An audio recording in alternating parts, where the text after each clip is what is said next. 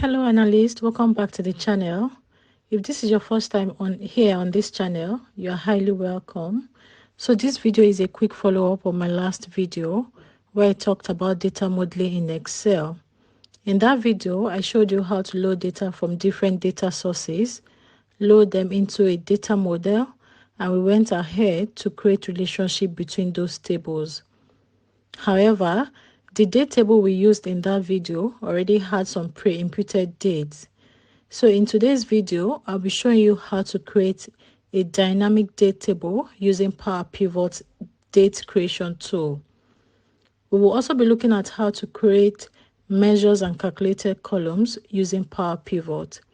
That sounds interesting, right? So without further ado, let's get straight into it. The first thing you will be doing is to open up a blank Excel sheet like I have here. And then I want to go ahead to load in my data, right? So you click on the data tab here. You will be on home page. Then you come to the data tab, go to get data. And then from all of these different data sources, you load where you pick where your data is to be loaded from. I have my data saved in Excel, which is from a file. So I'll highlight from file and go to from Excel workbook. If you have it in CSV format, go ahead and choose CSV. If you have it in a database, go ahead and choose the appropriate database. And if you have it from any of those other sources, you go ahead and do that. Right. So from this one, I'm going to go ahead and do from Excel workbook and choose the location of where my Excel file, my data is saved. Right. So let it just load up. So I have mine saved on my desktop and I call the sales data. So this is my data. I'll open that up.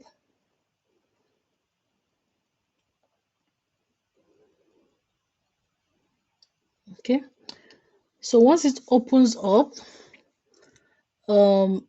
once you load in your data, there are two things you can do. If your data is already pre-cleaned, you can go ahead and load it straight to your data model. But if you're not sure, it's always recommended to click on transform data. So I'll select the data here. This is the table that has my data. This is the preview of the data, right? So like I said, you can either transform data to open up Power Query and do some data cleaning activities. Or if the data is already pre-cleaned, if you are sure that there are no cleaning activities, you can go ahead and click on load to data model. So for this, I'll click on transform data and that will open up Power Query for us. Right, so we have Power Query here. There's not much cleaning to be done here because the data is mostly cleaned. But the other thing I want us to look through together is the data types for each of the columns.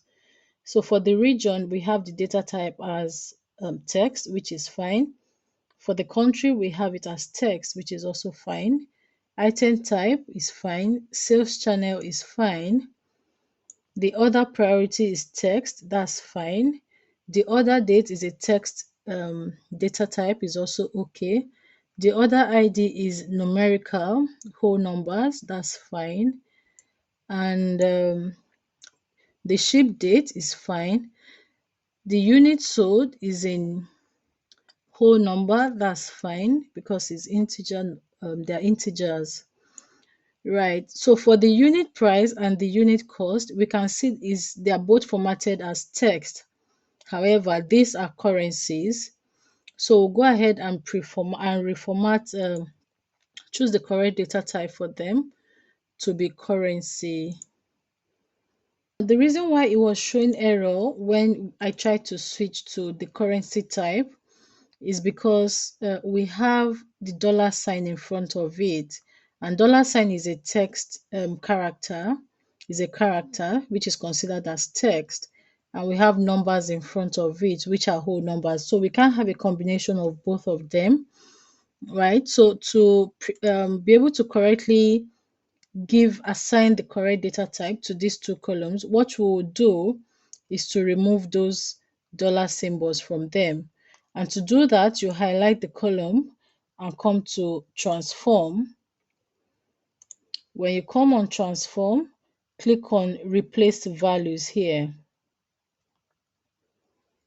Okay, and what do we want to replace? We want to replace the $sign with nothing because we want to remove it. So we're replacing with nothing, right? So just go ahead and click on OK, and we'll have it that way. So we can now format it correctly as currency, right? So we can see it's correctly formatted now as currency. Now, you can also go ahead and do the same for the other column, which is the unit cost, right? So you highlight the column, go to your transform tab, come to replace values, and what we are replacing is the $sign. We are replacing it with nothing. So you click OK, and that will get rid of the $sign for us. Then again, you click on where it says ABC here and change the data type to currency. So we have our currency now in correctly. We have our columns correctly formatted in currency to 2 decimal places. Now, so for this, I think that's all the cleaning and transformation I have to do on this data. So you come back to your home tab, and then where it says close and load to, click on the down arrow and say close and load to data model. So you only create a connection. We're only creating connection. We're not loading it directly onto the Excel worksheet. So say only create connection and add this to the data model and then click on OK, just the way we did in the last video, right? Now, so we'll see our data here under queries and connections. So we have 5,000 rows of data loaded here. Now, that is good. So to create our, now let me just show you one thing before we go ahead quickly. In this data, let's have a preview of the data quickly. So we can see my data has region, it has country, item type, sales channel, order priority, order date, right? Then we also have order ID, ship date, unit sold, unit price, and unit cost. Now, to be able to create, the essence of creating a separate date column, or a date table rather, a dynamic date table, is so that we can carry out time intelligence calculations or time intelligence analysis on our data. For example, I want to know what quarter of the year had the most sales, or what year recorded the most sales, what day of the week had the most sales, things like that, to be able to analyze based on time series. That's one of the reasons why we need to create a separate date table. Now, for this, I'll go back, and to create our date table, right, what you do is click on this green icon here that says go to Power Pivot window, or you click on your Power Pivot tab here, right, and then click on Manage Data. It's not currently enabled now because I haven't saved my file. So if you encounter something like this, that means you have to save your file first before it will enable this. So let's go ahead and save our file. So once you have your file saved, you come back to the Power Pivot tab here, and we can see that we have the Manage now enabled for us to use. Now, it's possible that your Excel doesn't have this Power Pivot menu because it doesn't come with it automatically. It's an Excel add-in, so you'll have to add that on if you don't have it. And let me quickly show you how to do that before we move on. So all you have to do is come to File and then go to More, click on Options, and then come on to where it says Add-ins here. Now, at the bottom, you see where it says Manage Excel Add-in. Click on the drop arrow, click on Com Add-ins because that's where you'll see Power Pivot. Click on Go, and then you see Microsoft Power Pivot for Excel here. So click on that and click on Add. That will add it to your Excel, right? I don't need to do this because I already have mine, so I'll just cancel, right? So once you click on Power Pivot, click on Manage, right? So that will open up our pivot window for us. And then to be able to create our date table, we'll come to design, click on date table here, click on the down arrow beside date, and then click on new. So you'll see once you hover over it, it says this will create a table, a date table using the columns and measures stored as my date template. So just click on that and it will automatically create a date table for you. Okay, right. So we have our date table here, and we can see this starts from 1st of January 2015 up until let's see where it gets to 27th of September 2017. Okay, not all of them are showing. So what that will do basically is that it will start from the first day of the first month of our last year. Sorry, the first day of the first month of the first year in our table of the minimum year, and then to the 31st of December of the maximum year. So if your minimum year is 2010 and your maximum year is 2023, it will start from 1st of January 2010 to 31st of December 2023. And then Power Pivot is intelligent enough. It's gone ahead to create a separate year column for us, a month column, and then day of week and day of week number. So once you have this, all you have to do again is go back to your home tab, or before you go there, click on mark as date table here, this tab besides the one where we used to create the date. So click on mark as date table, okay, and that will be marked as our date table. So you can go back to your home page. And now the next thing we have to do, because we now have our data table, our sales data table, and our date table, the next thing for us to do is to go ahead and create a relationship between these two tables so that they can both communicate, right? And to do that, once you come back to the home, you click on where it says diagram view. Okay, click on diagram view, and that will show us both tables. Now, the date on our calendar table that we've just created with Power Pivot, we will link that to our other date column on our sales table, because we want to use this date to filter for sales on those different dates, right? So I'll just click and drag onto other dates. That's how you create your relationships. If you have more than one table, like we did in the other video, so if you have imported data from different sources, you have different tables. So you look for the common field or the common column between all of those tables and create relationships, right? So for this, we are done creating our relationship. And then the next thing now is to go back to worksheet by clicking on this icon here at the top, switch to workbook, right? Fine. So we'll go back there and click on switch to workbook. Now, you won't see the calendar table or the date table here because we have not created that. It was automatically created for us. But when you are going ahead to use it in your Power Pivot and dashboard creations, you'll be able to make use of that, right? So we have that here. Let me just go to insert. Let's do Power Pivot from data model.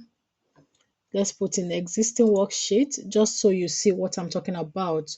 Okay, now, so you can see we have our sales data, which is our original data, and our calendar data, which Power Pivot has created for us, right? So if you click on this down arrow, you'll be able to see all the other fields. Okay, and it has even gone ahead to create a date hierarchy for us, which is year, month, and other things. But we don't need that. We need just the other columns. Okay, so I just wanted to show you this so you know that your calendar table or your date table is somewhere ready for you to use. Before I go ahead to show you how to create measures and calculated columns, I want to encourage you all to please subscribe to the channel if you have not done so and you're getting value from the content I post. Drop a comment on what you would want me to talk about next, Like and share the video with your friends. Also click on the notification bell so you get notified when next I post a new video. Right. So talking about calculated columns and calculated measures, those are two powerful tools for manipulating data in Excel and in Power BI and other BI tools, right?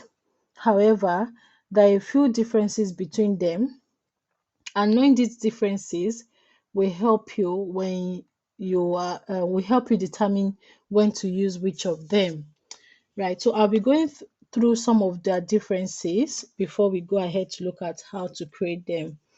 So for calculated column, it's what it does is that it creates a new column in your table based on your existing data. The calculated column is done on a row by row basis, meaning that it calculates on a row by row and adds an extra column to your data, right? So creating, for example, when you are creating a new column for number of hours worked, right? What you want to do is if you have two columns that says login time and another columns that says logout time, you would want to subtract the login time from the logout time to get the number of hours worked by an employee. That's an example of when you use a calculated column. However, for measures are dynamic calculations that summarize your data. They are evaluated in the filter context of your visualizations, meaning they consider any slicers or filters applied in your visualization. For calculated columns, again, they are pre-computed and they are stored for each row in your table, which can negatively impact your storage capacity and the performance of your data, especially when you're making use of large data sets. However, for measures, when you use measures for only the formulas are stored and calculations are performed on the go or on the fly as needed, making it more efficient for large data sets.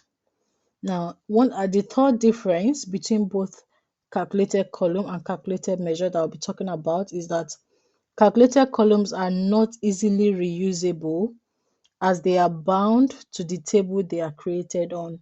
So if I've created a calculated column on a table called sales data, right, where I have the record of sales of my product, I cannot reuse that formula in my product table if I have a separate product table. However, for measures, they are reusable across multiple tables and across visualizations in a report. Now, let's go ahead and look at how to create this tool, right?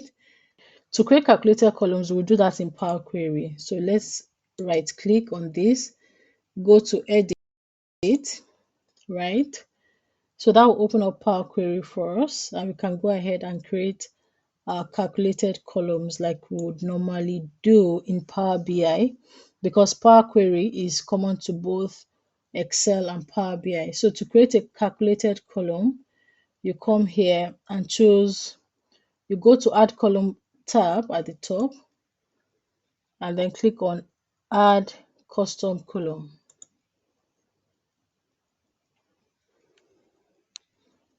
Once you click on that, that would open up this tab for you, and then you can choose a name for your column. For example, let's say we want to create a column for revenue here based on the data we have. So we can say revenue will be equals to, so that will be units sold, number of units sold. Click on insert, then you multiply that by the price, and then click on insert.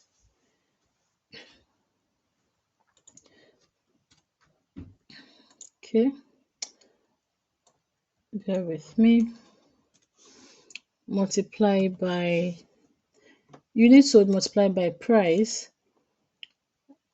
Okay, and then this Excel is telling us that there's no syntax error detected, so you click on OK. That will create an extra column for us here. We can see revenue. Now to create another one for total, yeah, so we have revenue, we have total sales. So that will be number of units sold multiplied by the cost, right? So total sales will be equal to units sold, insert, multiplied by the unit cost, and then you insert that and click on OK. That will also insert a new column to our data, right? So we have total sales here. And the next thing we would want to do again is to go to custom column, click on that, add columns, and the last column we would want to add will be profit or total profit. Now, which will be equal to our revenue minus our costs, right?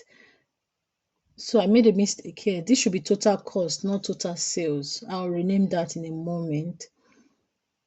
Or let's go back and do that now. So that should be, this should be total cost, not total sales. Okay. Okay, now to calculate for our profit, we'll go ahead and say total profit will be our revenue, right, minus our total cost. And to do that, we just say revenue, click on revenue, insert, minus your total cost, click on insert, and then click on OK. So we have our three columns here, right, that we have created. So these are calculated columns because they are calculated based on the data that we have on each row, right? Now we need to format them to ensure that they're in the correct data type. And because these are currency, we'll format them into the currency data type. This is also currency. This is also currency, right? So that's fine. And then we can close and load to. You don't need to, you will see that the second option is disabled because we already have the data in our data model. So just do close and load to, and that will save on our data model accordingly. Now that's for calculated columns. Now to create measures in Power Pivot, so all you have to do is come onto the Power Pivot tab, and then beside our manage, we have measures, right? So on the drop down, click on that, click on new measures, okay? And this will open up this window for us, okay? Now, let's say we want to, so the table where you want to have your measure created is what you choose here, right? So these are the two tables we already have, our sales table and our calendar table. You can choose to have your measures created in your sales table, right? But if you want to be more organized and have all your measures created in a separate table, you can do that. And let me quickly show you how to do that. So to do that, you come to the data tab, right? Click on get data. So we want to create a separate table for our measures to house all our measures. Now, click on the data tab, click on get data, and click on from other sources. Then you come down to where it says blank query. Click on that. Okay. Once it opens up, we'll give our query a name. Now we can see that it says just query one. So you double click on that and rename it to all measures or whatever name you want to give to it to remember, and click on enter. So here we're not creating any column, we're not adding any column to it, it's just a blank table, right? Now we can then choose close and load to our data model, only create a connection, add this to data model, and then click on OK, right? So we'll see that here. So we have our sales data and our all measures table now. So let's go back to our pivot, Power Pivot. to create our measures. Click on new measures. So we want all our measures to be stored in this table where it says all measures. Click on that and give your measure a name. So we have a column for revenue, we have a column for cost, and we have another column for profit. Now, let's say we want to create a measure that will calculate the total revenue, total cost, and total profit. So we'll do total revenue first, right? Total revenue, and that will be sum of, so there's a formula or a function, a DAX function, which is sum. So you just use sum, and then the column name of where that we want to sum, that's our revenue column, right? In our sales table. So let's go and choose that. So this is our sales data revenue. You just close and click on. Now, before you click on enter, there are two things you can do. You can click on where it says check formula to check for any error in our formula, any potential error. So this one says no error in formula. That means we are good. Now we can also format this measure before it's added to our table. Now, because it's a revenue, it's currency. You click on that. You can give it a currency symbol. So I'll leave this as pounds, and I want it in 2 decimal places. So I'll go ahead and click on OK. So that has been created for me. Now, I also want to create another measure for total cost. I come back to measures, new measure. I want it in all measures table. So this will be total cost. Okay.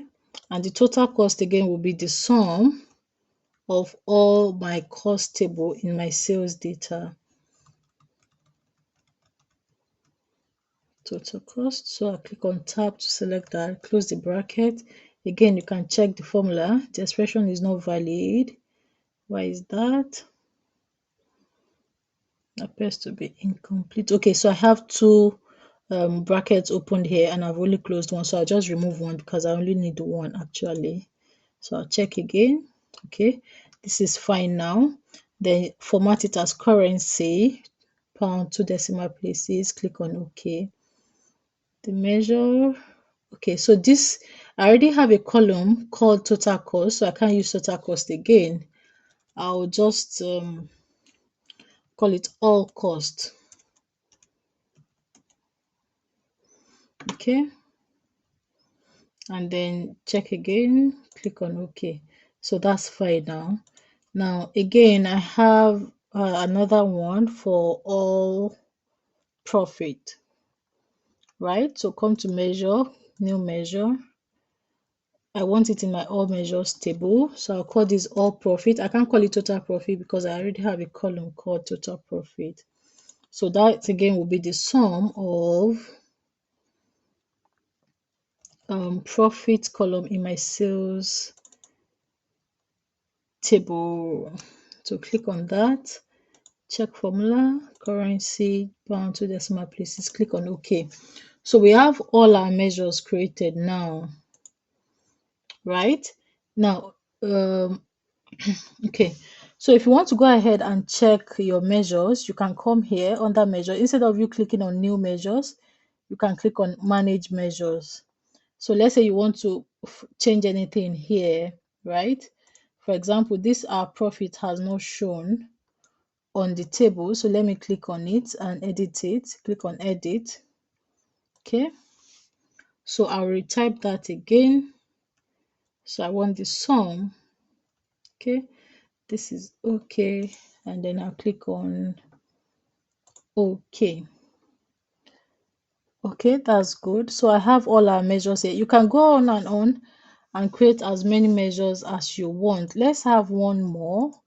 Let's say I want to create a measure for my order ID to know the number of transactions, right? So I can say total transactions.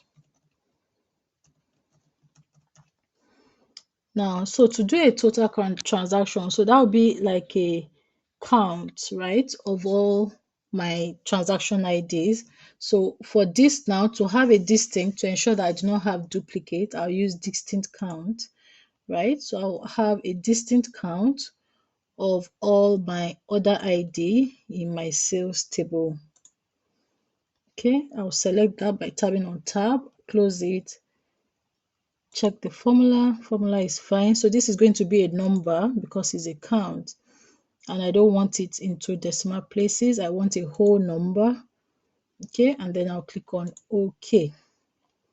So that has also been added to my table. If you go back to, you can create as many measures as you want, as you need, right? Go on and create them. So you can come back to your insert tab, power pivot, from data model. So it's asking where you want it to be placed, new worksheet or existing worksheet. Let's have it on the existing worksheet. Click on OK. Right, so we have all our measures here that we have created. So let's have a look at the total transactions. So we have 5,000 transactions, and if you remember, when we had our connections, it was showing us that 5,000 rows were loaded, right? So that's correct. We have 5,000 rows of data, which is equivalent to 5,000 transactions. And we have our total revenue, total cost. We can also insert, let me go back to Power Pivot. So we can also have a look at our total. Okay, so we have total revenue on screen and total cost. Let's have a look at our total profit. So our total profit is 1,009, which is the difference between our revenue and our cost, right? Okay, so that is it about the video today. Let's do one more thing just before I go. Where's my power pivot gone to again? Let me bring it back. Okay, so let's say I want to have the total transactions by year, right? So from my calendar table, I can choose year.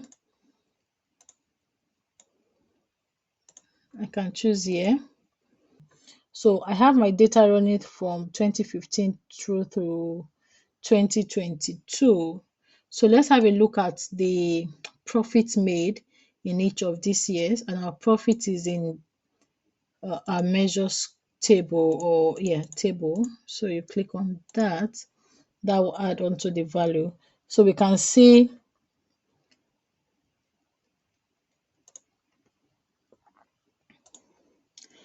so we can see profits made for each of those years here, and the summation of all of it, the grand total, is equal to all our profits made here. So let's add one more thing. Let's add the count of transactions as well.